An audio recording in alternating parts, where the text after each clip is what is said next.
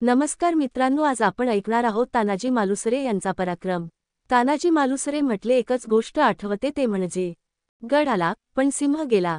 मासाहेबांची इच्छा, शिवरायांनी जयसिंगास दिलेले 23 किल्ले अजून मुघलांकडे होते। कोंढाणा हा त्यांतलाच एक किल्ला। एक दिवस जिजामाता शिवरायांना म्हणाल्या, शिवबा, कोंढाण्यासारखा बळकट किल्ला मुघलांच्या हाती असणे बरे नाही, तो परत घे। पुण्याजवळील कोंढाणा स्वराज्यात असावा म्हणून शिवरायही तळमळत होते। कोंढाण्यावरील मुघलांचा ताबा ही बाब जिजामाता आणि शिवराय यांच्या मनात सलत होती। शिवरायांनी कोंढाणा घ्यायचा बेत केला, पण कोंढाणा जिंकणे अतिशय अवघड होते। शिवराय विचार करू लागले, या कामगिरीसाठी निवडावे कुणाला? कोंढाणा सर करण्याची कामगिरी फार कठीण होती। तानाजी मालुसरे, तानाजी आरंभापासून शिवरायाचा साथीदार होता। कोकणात महाडजवळ उमरठे गाव आहे, तिथला तो राहणारा। शिवरायांच्या कामात तानाजीला कुचराई, दिरंगाई माहीतच नव्हती। शिवाय महाराज जी कामगिरी सांगतील ती हाती घ्यायला तानाजी केव्हाही तयार। मोठा हिम्मतवान गडी, तो अंगाने धिप्पाड होता, ताकदीने भारी होता, बुद्धीने चलाख होता। शिवरायांवर त्याची अलोट भक्ती होती। आधी लग्न कोंढाण्याचे तानाजी आपल्या मुलाच्या लग्नाच्या गडबडीत होता। त्याचा एकुलता एक मुलगा रायबा। तानाजीच्या घरी रायबाच्या लग्नाची तयारी जोरात चालली होती। लग्न 4 दिवसांवर येऊन ठेपले होते। तानाजीला वाटले, महाराज आणि मासाहेब यांना लग्नाला बोलवावे। तो शेलारमामाला बरोबर घेऊन रायबाच्या लग्नाचे आमंत्रण देण्यासाठी शिवरायांकडे आला। शेलारमामाने शिवरायांना लग्नाचे आमंत्रण दिले। शिवराय म्हणाले, शेलारमामा, तुम्ही रायबाचे लग्न उरकून घ्या। आम्ही स्वतः काही लग्नाला येऊ शकणार नाही, कारण आम्ही जातीने कोंढाण्याच्या कामगिरीवर जाणार आहोत। शिवरायांचे हे शब्द ऐकताच तानाजी म्हणाला, महाराज, तानाजी जिवंत असताना असल्या जीवावरच्या कामगिरीवर आपण जाणार? मग आम्ही कशाला? ते काही नाही, आधी लग्न कोंढाण्याचे, मग रायबाचे।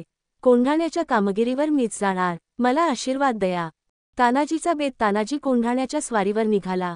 कोंढाणा किल्ल्यावर जयसिंगाने नेमलेला उदेभान हा राजपूत किल्लेदार होता। तो मोठा कडक होता। गडाला 2 दरवाजे होते, दोन्ही ठिकाणी उदेभानाने पक्का बंदोबस्त ठेवला होता। तेव्हा गडावर जायचे कसे?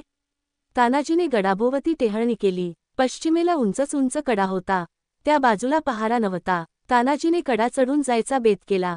तानाजी आपल्या धाकट्या भावाला म्हणाला, सूर्याजी, तू 500 गडी घेऊन कल्याण दरवाजा गाठ, मी 300 मावळे घेऊन कडा चढून गडावर येतो। गड चढताच आम्ही कल्याण दरवाजा उघडतो, मग या तुम्ही आत घुसा, एकदम धुव्वा उडवू शत्रूचा। चला। सूर्याजी आणि तानाजी दोघे 2 वाटांनी निघाले। कड्यावरून गडावर रात्रीची वेळ होती। तानाजी व त्याचे मावळे कड्याच्या पायथ्याला काळोखात उभे होते। रातकिडे किरकिरत होते। तानाजीचे 5-6 तरुण मावळे कडा चढायला पुढे झाले। कडा केवढा उंच, पण ते कपारीस धरून, कोठेफटीत बोटे घालून मोठ्या हिमतीने कडा चढून वर गेले। वर जाताच त्यांनी दोराचे टोक एका झाडाला घट्ट बांधले। मग काय, तानाजी आणि त्याचे मावळे दोरावरून भराभर वानरासारखे कडा चढून गडावर गेले। तानाजीचा पराक्रम। इकडे सूर्याजीने आपल्या मावळ्यांसह कल्याण दरवाजा गाठला व तो उघडण्याची ते वाट पाहत राहिले। लढाईला सुरुवात झाली। उदेभानला खबर लागली, नगारा वाजला। उदेभानाचे सैन्य मावळ्यांवर चाल करून आले। हातघाईची लढाई सुरू झाली। तलवारीला तलवारी भिडल्या, सपासप वार होऊ लागले, ढाली खणाणू लागल्या, मशालींचा नाच सुरू झाला। मावळ्यांनी कल्याण दरवाजा उघडला। तानाजी सिंहासारखा लढत होता। उदेभानाने त्याच्यावर झेप घेतली। दोघांची झुंज सुरू झाली। दोघेही शूरवीर, कोणीही हटेना। इतक्यात तानाजीची ढाल तुटली। त्याने हाताला शेला गुंडाळला। शेल्यावर वार झेलत तो लहू लागला। शेवटी दोघेही एकमेकांच्या वारांनी जबर जखमी झाले आणि धारातीर्थी कोसळले। गड आला पण सिंह गेला।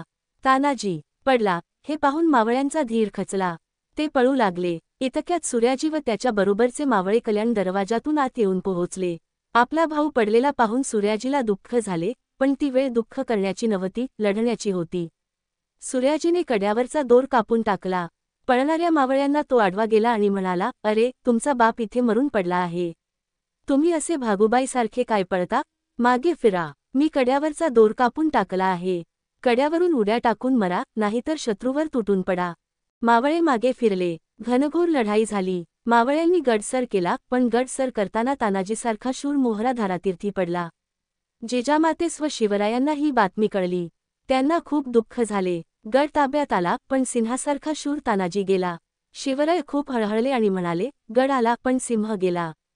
कोंढाण्याचे सिंहगड हे नाव सार्थ झाले। ही घटना सन 1670 मध्ये घडली।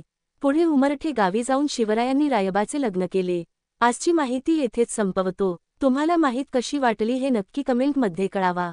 या माहितीला तुमच्या मित्रमंडळीमध्ये शेअर करा. छत्रपती शिवाजी महाराज की जय.